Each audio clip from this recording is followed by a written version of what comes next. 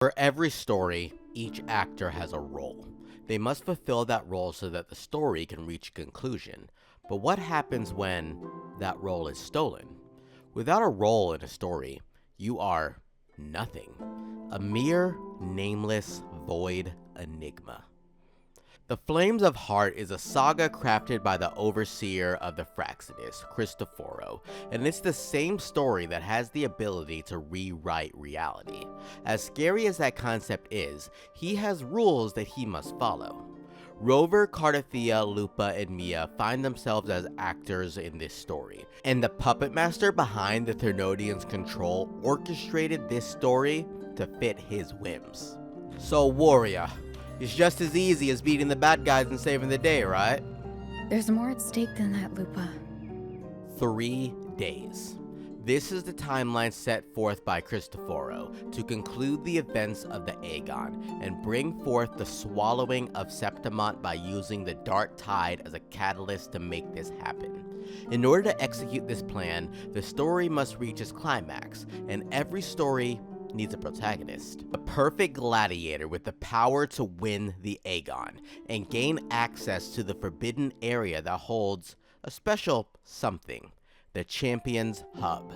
That protagonist is Lupa, the stunning brilliance of Septimont. She has paved her way as the greatest gladiator of the Agon, and she would claim her role as the champion, except that role no longer existed.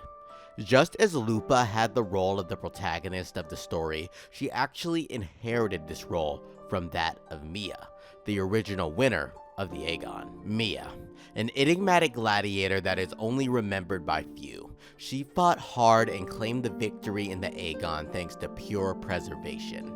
Upon inheriting the right to be the champion, she also felt the presence of darkness inside of her. The Thernodian. That same Thernodian, that same corruption that created Cartethyia, it now inhabited Mia. You, Cartethyia, both my daughters, my very creations. Why this fruitless resistance? Mia, an unknown gladiator who no one cared about, a nothing in the mix of greater themes. She was meant to bring the destruction of Septimont. Her victory in the Agon and bearer of the protagonist's role grants her the right to enter the Champion's Hub, an area where she could unleash the dark tide that would bring ruin to Septimont. They neither love you nor need you. Long have you been forgotten. You cannot accept that from the start you were insignificant. We were raised by them.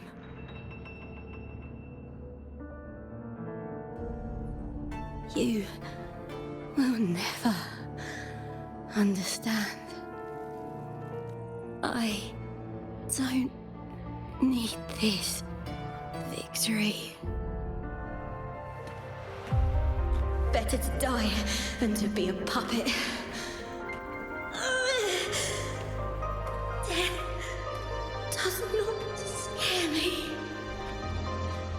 But rather than let the Thernodian consume Septimont, Mia decided to take her own life and throw her body into the sea so that no living being would be able to claim her corpse to fulfill that role.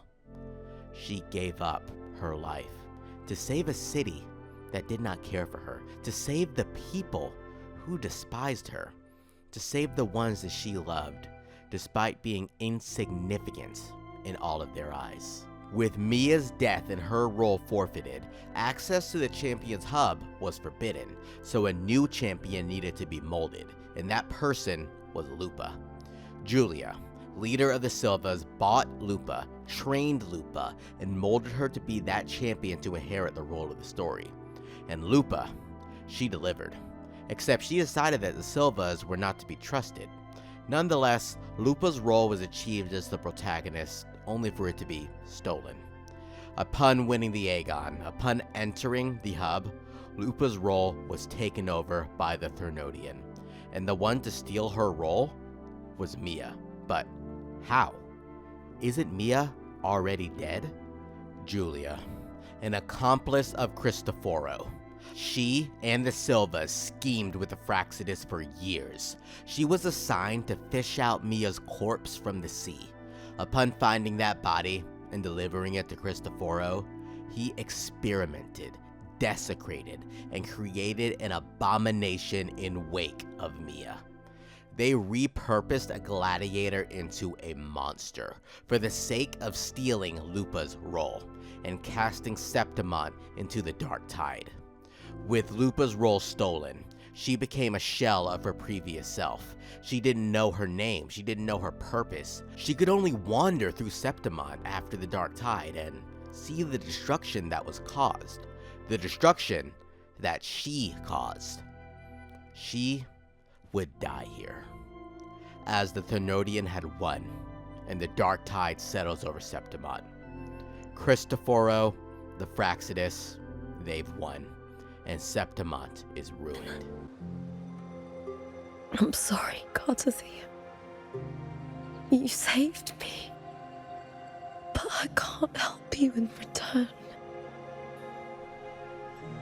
At least until a night sheds light on the Dark Tide and illuminates the way. Cartethyia, the Night of Salvation, was the salvation for a nameless girl who wandered through the streets of the Dark Tide. She would stay with her, talk with her, and she would keep her safe. As they wandered together, the nameless girl slowly dying, having no memory, not knowing who she is. Cartethyia kept watch over this dying light. But right before that light faded, she would give her her frequency, a frequency that would keep the girl alive, to die again and again and again and again. She would continue to die over and over. This Lupa of death would follow Lupa until that frequency was caught by a certain someone, a certain roving figure. Rover. As the protagonist of the story is lost, Rover became a lead character in the story, and she became the partner that Lupa needs to break the cycle. Frolova gives Rover the book that has the power to alter the story, and the same 3 days occur again, but this time, Rover is here to intervene.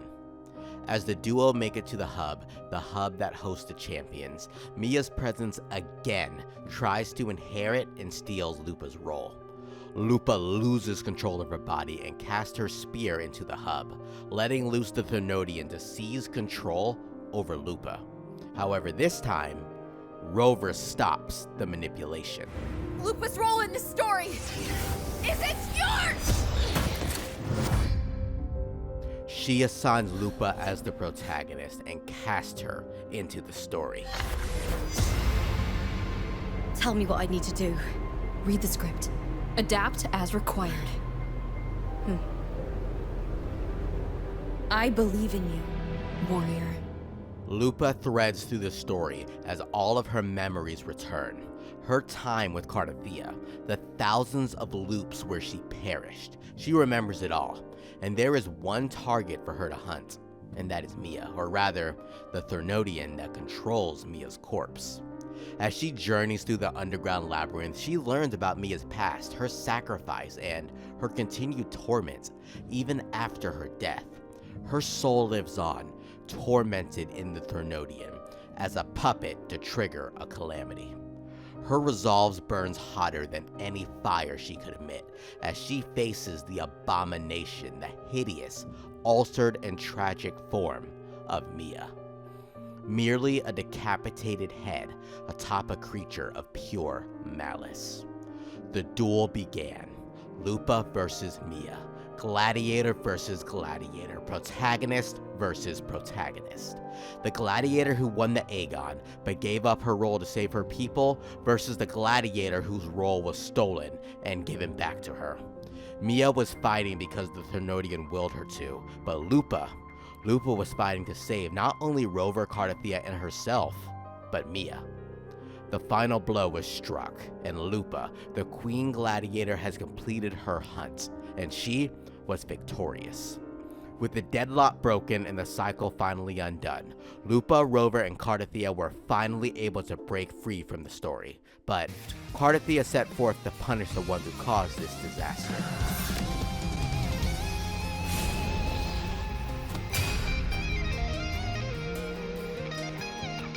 What are you two plotting in Renacita? Oh dear madam. Let's leave some mystery for the next chapter, shall we? The story will resume later as Cristoforo leaves, having manipulated reality. Rover is left with the unease of an enemy with such a dangerous ability.